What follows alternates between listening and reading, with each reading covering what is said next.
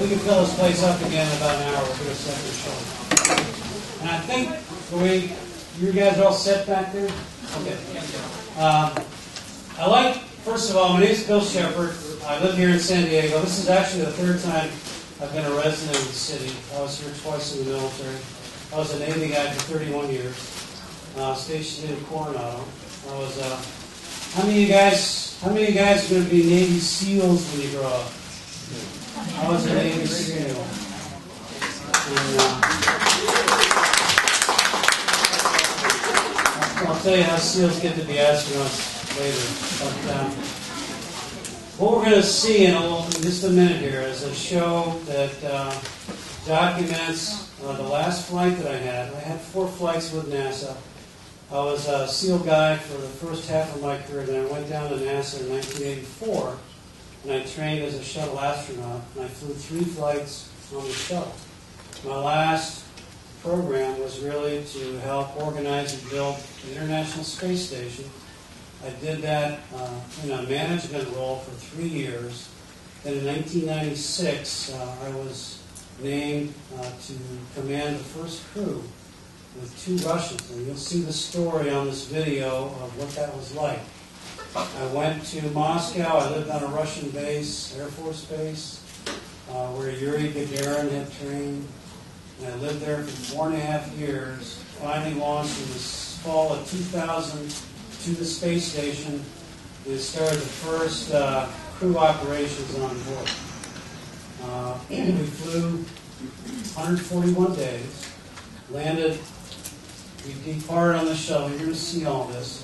Landed in Florida, and I retired from NASA shortly. Right? But today, the station is still flying. It's been in orbit almost 10 years now. We've had 16 full crews on what we call them expeditions, and it's on the 17th right now. One of the more interesting things that you'll see, how many people have seen IMAX movies? Anybody seen the IMAX Space Station movie? We shot about half of that on our flight, but there's a section in there. People on the space station get so at home being in orbit, they don't forget that they're not on Earth anymore, but being away from the Earth seems very natural to them. And so we have people right now who are really living in a place that's not Earth anymore.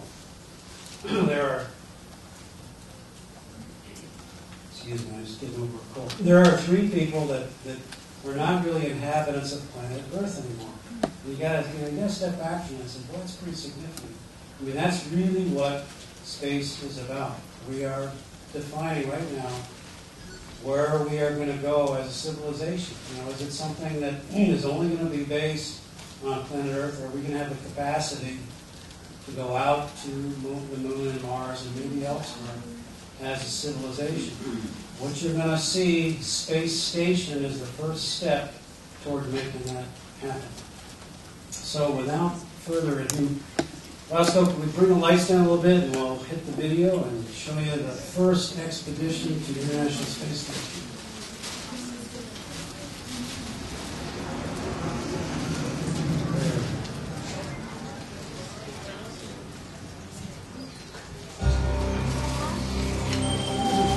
These are the crew names: Sergei Kitsenko, Sergei Krikalev, myself, Bill Sheperd.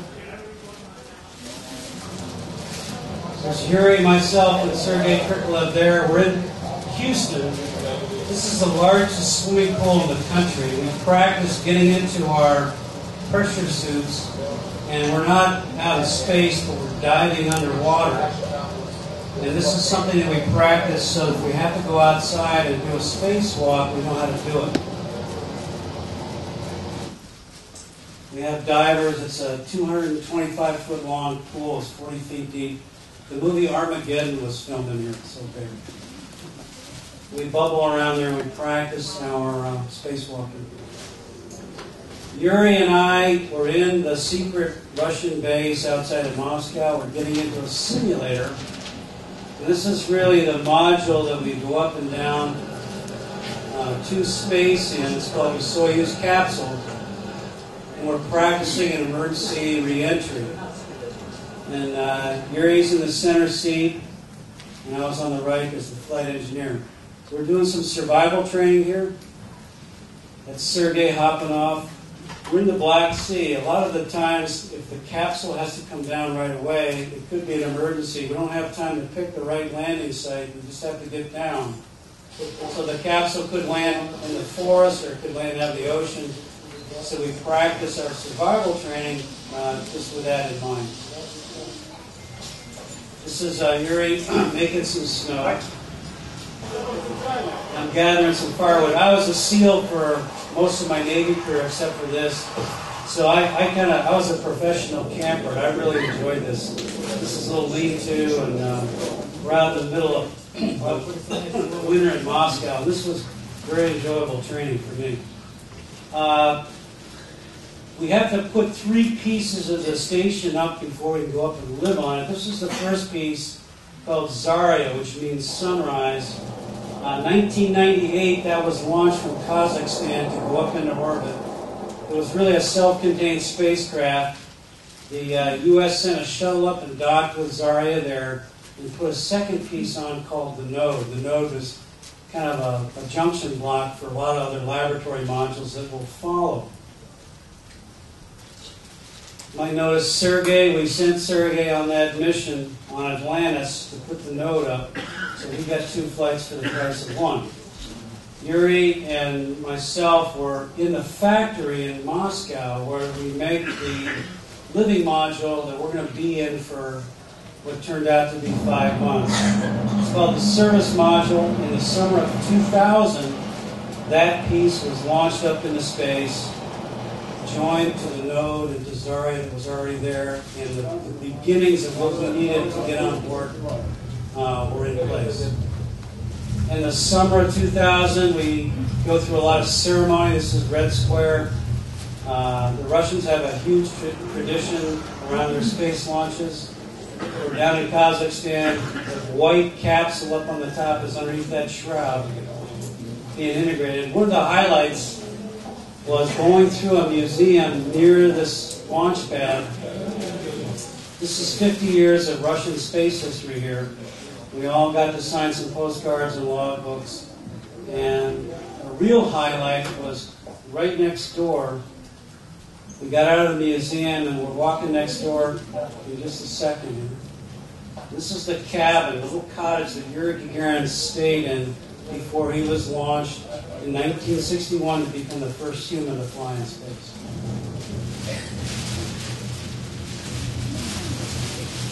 Three days before our launch, our capsule gets put on the booster.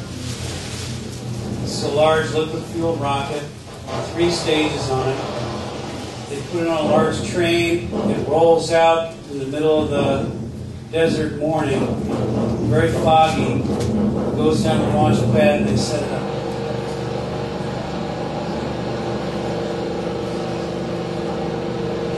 This is the stage that goes around the rocket so you can service it, and that's the rocket on its launch pad right there. The morning that we're going to fly, we get up about 3 o'clock in the morning, get some breakfast, and we get a little religious good luck thing.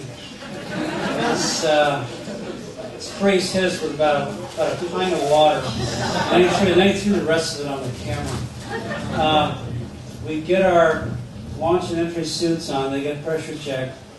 We go out, Yuri salutes the general who's in charge of the launch area. He's going to fly the Soyuz up to our rendezvous. And here we are at the base of the pad. The rocket's right behind us. It's fully fueled, ready to go. There's probably 300 people yelling and screaming, and some of them are smoking and drinking. It's pretty amazing. In Florida, you wouldn't have 3 people within 4 miles of the launch pad. We go up the elevator to the top of the gantry, and we climb in our capsule. They bolt it up, and we're ready for launch. This is October 31st, 2000, 10 o'clock in the morning.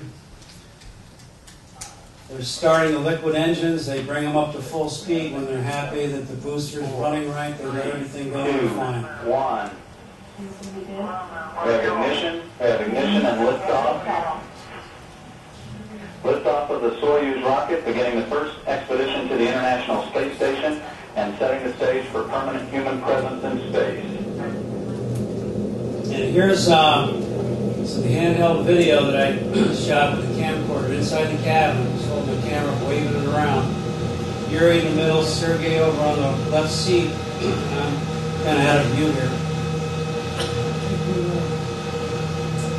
This actually takes 9 minutes. And there's another interior camera, and we're just giving a big thumbs up, go, go, go. And you'll see some rumbling around, and then big thumbs up. The main engine's just shut off. And now we are up about 100 miles, going fast enough that we're in orbit now. Everybody's really happy.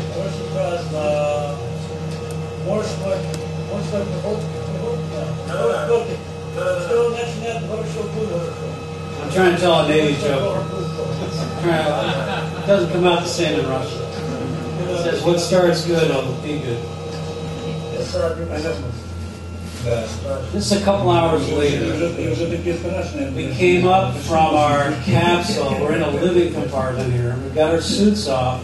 You can see everybody's looking a little more puffy, and that's because in weightlessness, you have a lot of fluid in your lower body that comes up to your face and your shoulders. And you tend to look like a pumpkin for about 2 days.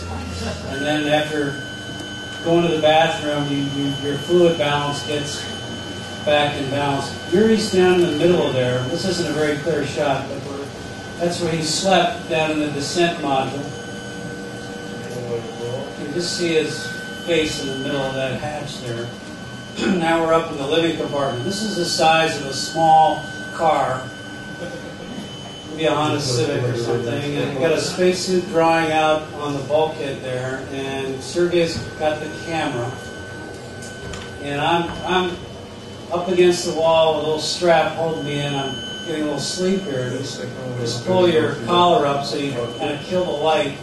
And you just nod off when you feel tired. The reason why we're in there is we've got to wait 2 days to catch up to the station. We're in the same plane as the space station, but we're below it, and we're phasing to get close enough to it we can make a little jump and dock to it. And that's what we're doing here. We're about 2 miles away, and we're going to dock right on that disc in the left part here. This is the actual docking TV sent to Moscow. It's kind of hard to realize that we and that thing are both going 18,000 miles an hour.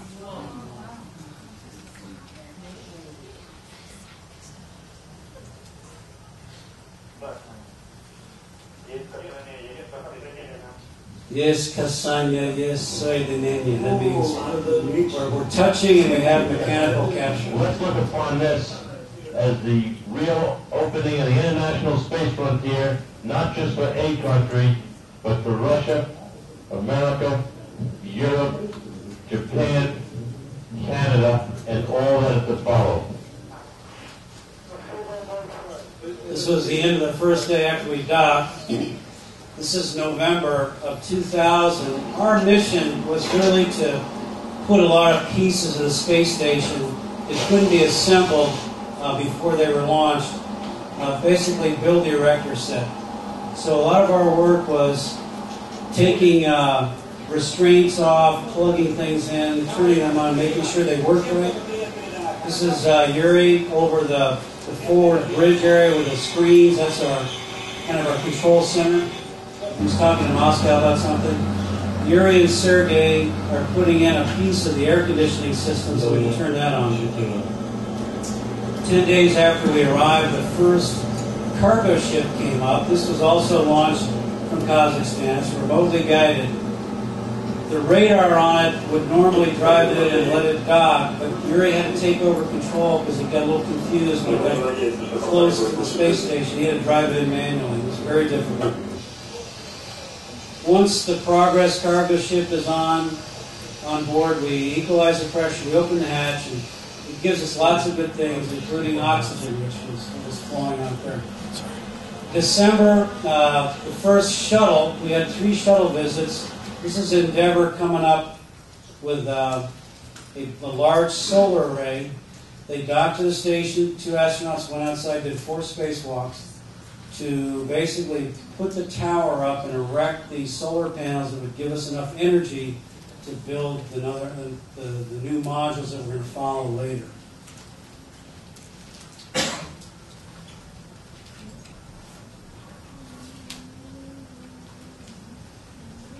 This is some of the spacewalking that was done outside from the shuttle, and then when they were done, a week of spacewalking, we had our arrays. The crew requests permission to come aboard. We have a permission granted.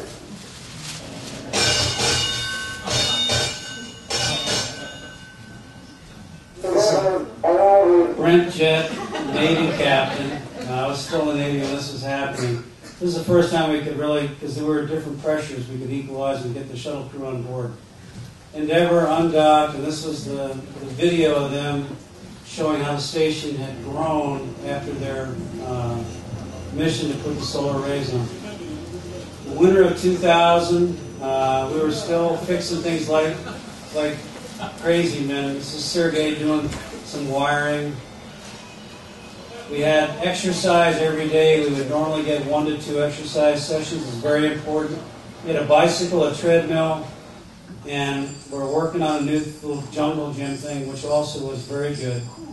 And you got to do this so when you come back to Earth after being weightless for so long, you can be functional. The highlight of the day was to get at the food. We had a galley. Our menu was about half U.S., half Russian. And I actually can say I like the Russian food better.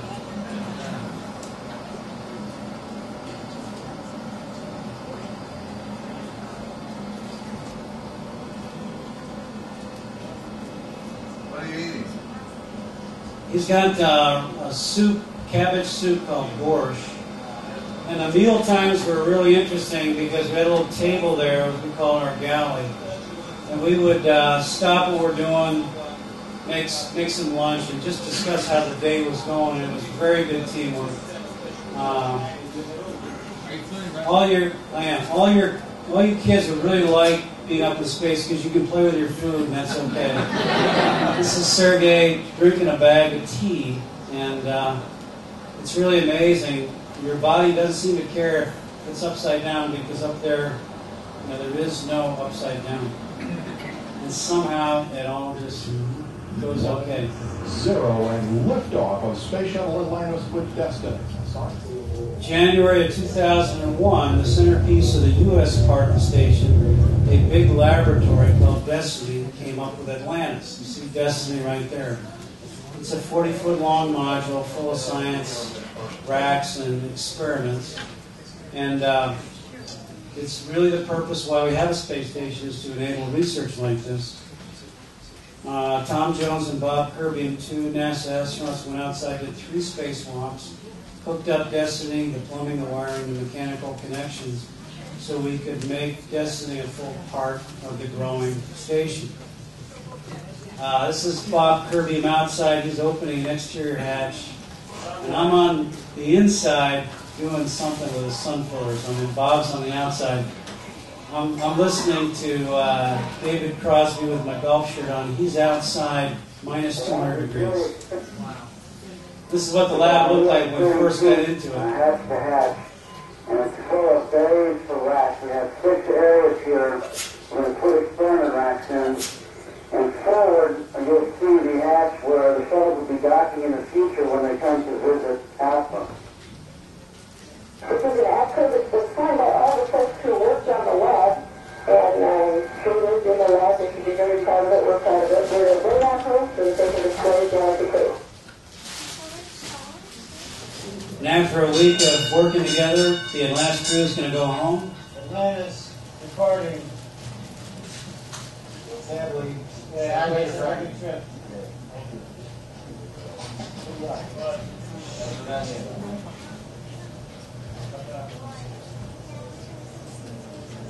It's really tough because all these people that are up there are your friends, many of them you've known for a decade or more.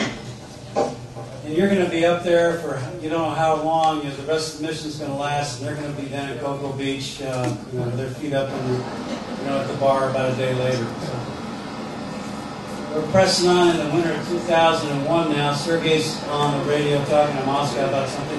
Behind him you can see a little cabin, and that's his sleep quarters. Mine was on the other side. You can see mine back there. Once a month, the docs wanted us to give each other checkups to make sure we're all alive. And this is how we weigh ourselves in space. We use a little pendulum. Because we don't have any, that's the only way you can get a sense of what your mass is. Like any good campers, every couple of days we take the trash and dump it. We put it in the bottom of the cargo vessel. Here's Yuri in the bilge of the cargo vessel tying everything down. So when we undock it, it's not loose. It's got to be rigid. And then in March, middle of March, Discovery's coming up to do a couple things. One is they're going to replace our crew with Expedition 2, and they're bringing a big logistics module, which is how the shuttle takes big stuff from the ground, gets it up into space, and then brings it back down again. This is called Leonardo. It's built by the European Space Agency. And we're opening the hatch to Leonardo for the first time, and you get some sense of how big stuff is inside of it.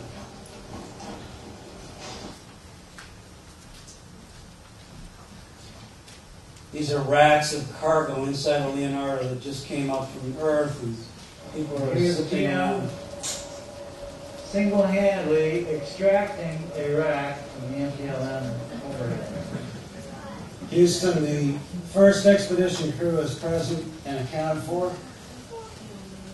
Change of command is an ancient naval tradition. The passage of responsibility for mission, welfare of crew, and integrity of vessel from one individual to another.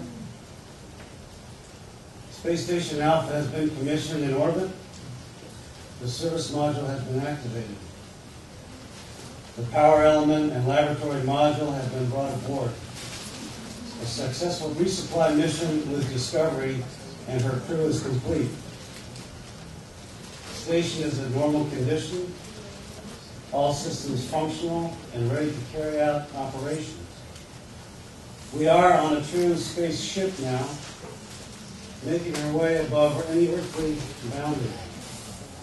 We are not the first crew to board Alpha or the last to depart, but we have made Alpha come alive. We gave her a name and put substance to the idea that our crews can work together as equals and our countries as partners, that we may proceed with bolder and more enterprising voyages in space, with benefit from our differences, and with a stronger purpose in our common goals. We pass to your care Alpha's log with the hope that many successful entries here are recorded, that explorations are prodigious and discoveries wondrous. May the goodwill, spirit, and sense of mission we have enjoyed on board endure. Sail her well. I am ready to be relieved.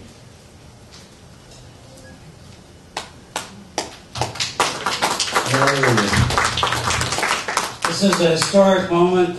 First change of command in space between an American and a Russian commander. We're still too close to it today even to realize how important that was. I wish Mr. Putin could see this, but I don't think he's had the chance. Anyway, we got on Discovery on dock and had a chance to look at the station as it had been built over our 4.5-month mission. Discovery crew did a great job getting us back to Florida. Night landing early in the morning. Main gear touchdown. Kelly will be deploying the drag chute a moment from now. Discovery rolling out on runway 15 at the Kennedy Space Center, wrapping up a 5.3 million-mile mission, bringing home the first residents of the International Space Station after 4.5 months in orbit.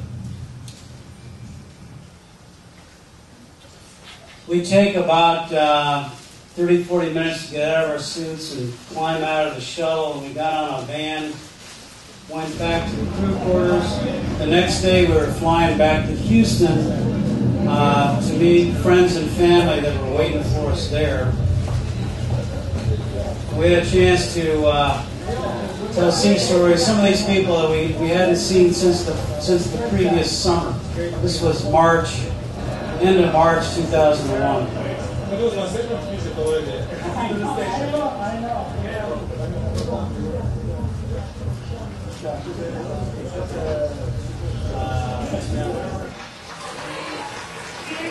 It's my wife and my two dogs. The dogs hadn't seen me for 7 months, and they hadn't seen my wife for about a week. I guess they wanted to jump in.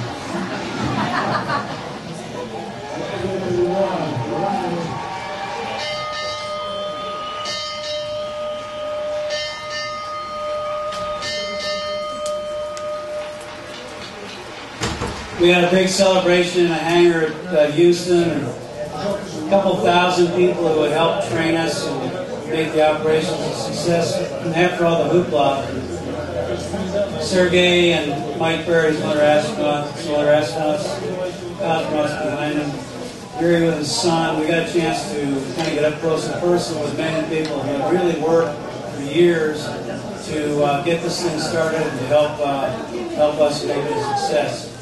And I was getting close to my dogs, and they were finally figuring out the BD-0107.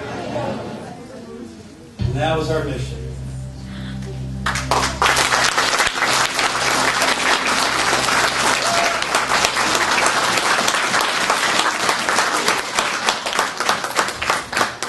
If people want to stay around for some questions and answers, you're welcome to do that. I know people that have kids probably get antsy. Maybe don't want to stay, but I'll take a couple of questions here. Ma'am.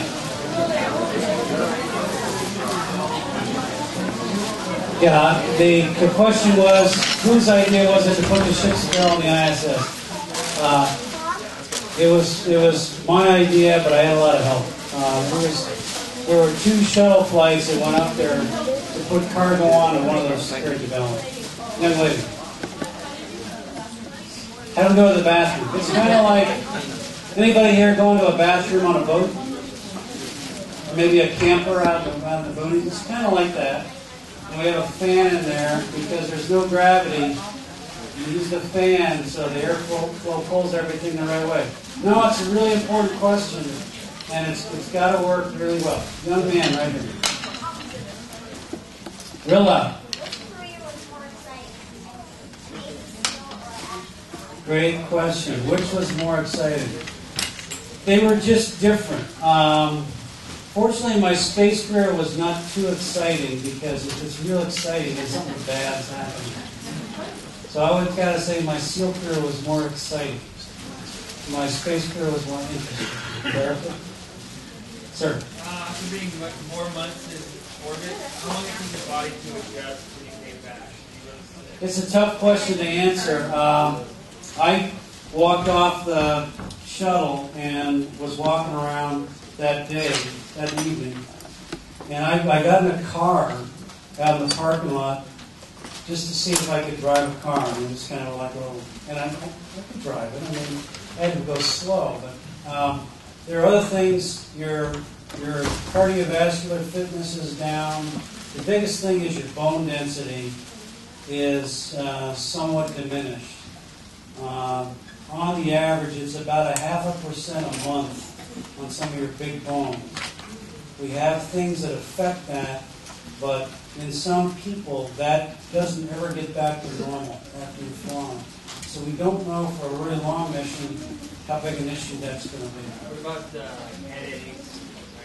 It varies. People have a lot of fluid shift and it affects folks differently. A lot of people have back problems because your spine is expanding and contracting, and some people are susceptible to that. So we could spend an hour just talking about all the medical things that are going on there. And one of the important parts about Space Station is you really got a place to do some good research to get great answers. Young man. Who was the first man on the moon?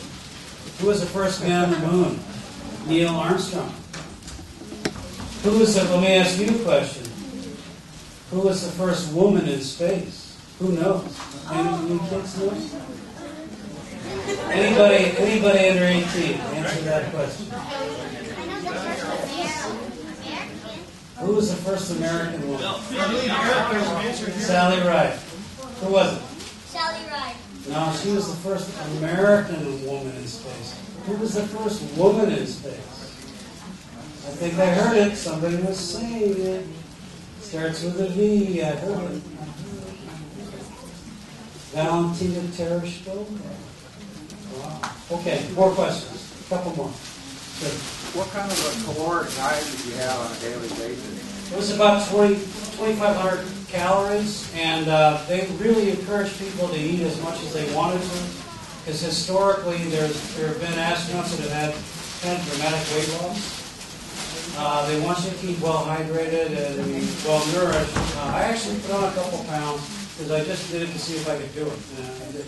And the other question I had was, what is your relationship now with your fellow astronauts? Is it still as tight as Astronauts or cosmonauts?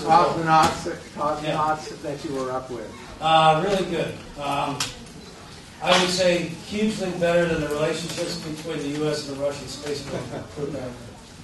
Yeah. Sir, way in the back. Hi, how did you go from being a Navy SEAL? What was your rank back then being a Navy SEAL? I was a lieutenant commander. And I paid money and went to NASA. What was your background being in that time? I had been in the SEAL program the whole time I was in the Navy, and I had 2 runs at NASA, one in 1980. I applied and didn't get selected. But I just by chance got into running in 84 and got in there. And I talked my way in because I thought work in the spacesuits was a lot like diving and locking out of submarines and whatnot. And it was a line of BS, but they bought it. So I got in. Man. Where did you go to school? I was an undergrad at the Naval Academy, and then I went to graduate school at MIT. I did 3 years there. It was kind of like crawling on broken glass, but I'm really glad.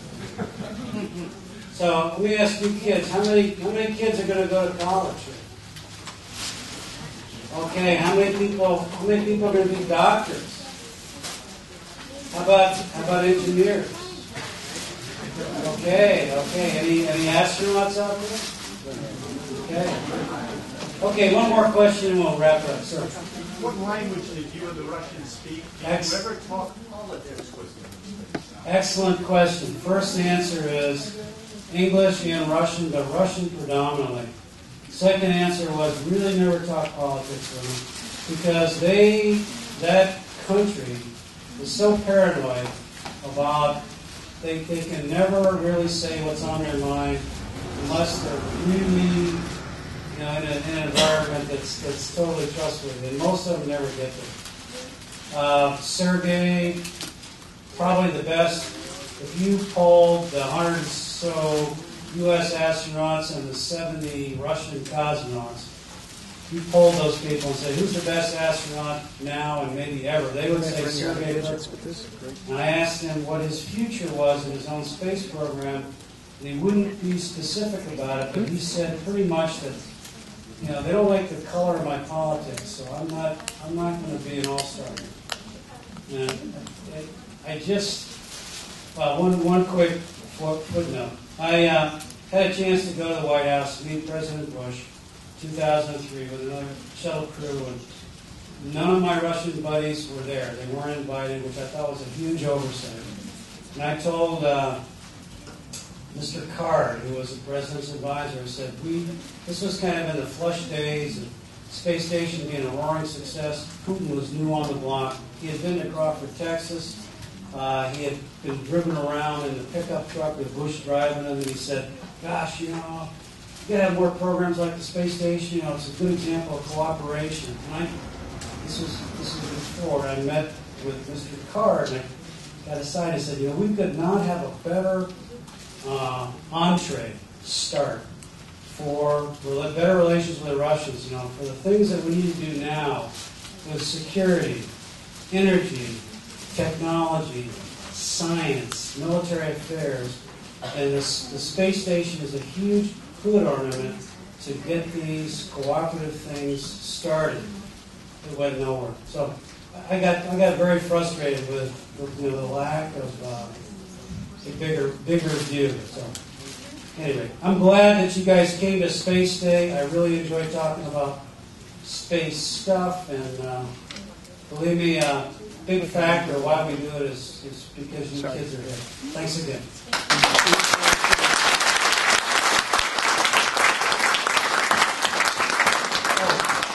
Quick notes. I'm going to sign some more autographs. I'll do that now for a while. We're going to do if there's enough people, we'll do a second show at 1. The store here has an IMAX movie for sale on DVD called Space Station. It's about $20, and it's all of this and more. It's very spectacular. Plus, which I'm in it. So. Thanks again. Nice touch.